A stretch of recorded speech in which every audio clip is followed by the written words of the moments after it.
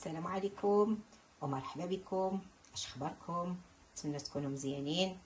عواشر مبروكه البنات. اليوم غادي نتقاسم معكم بريوات اقتصاديين بامتياز، اقتصاديين 200%، اقتصاديين. ماشي بالضروره يكون عندنا اللوز عاد باش نوضو نديرو شي معسله بريوات ولا قنينطات. هاد البريوات بواحد المكون ما يمكنش يخطر لكم على البال، اقتصادي 100%. نتوما كتشوفوا كيجيو معسلين ولا اروع، مقرمشين. العسل كيبقاو محافظين على العسل اللي فيهم مده طويله. بغيتو تخليوهم غير هكا عاديين، بغيتو دردروا عليهم رقائق اللوز، كيجيو زوينين حتى هما. نتوما كتشوفوا بالصحه والهنا.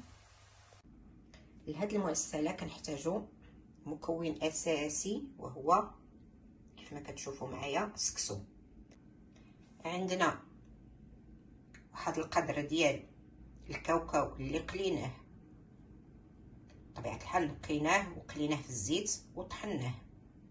بالنسبه للمنسمات عندنا شويه د القرفه، شويه د النافع، السكر كلاصي، ونجمعو بماء الزهر وقليل من الزبده على بركه الله.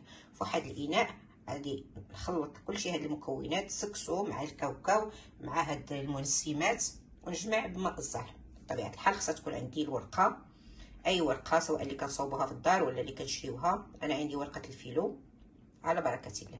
ملي كنجمعوا الخليط ديالنا كنجيبوا الورقه، وسرحت الورقه دهنتها شويه بالزيت والزبده، وسرحت ودرت فوق منهم الخليط الكميه اللي بغيت. شكلت منهم بريوات صغيورين نتوما كتشوفوا. غادي ندخلهم نستفهم في اللاطه وندخلهم الفران حتى يتحمروا، ومن بعد نسقيهم بالعسل.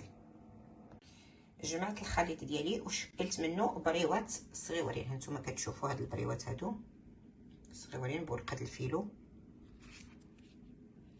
صافي غادي نخليهم واحد شويه يتشمعوا ونعملهم في اللاطه وندخلهم الفران مباشره. ملي كنخرجوا البريوات ديالنا من الفران كيكون العسل عندنا موجد، صافي كنسقيوهم بالعسل.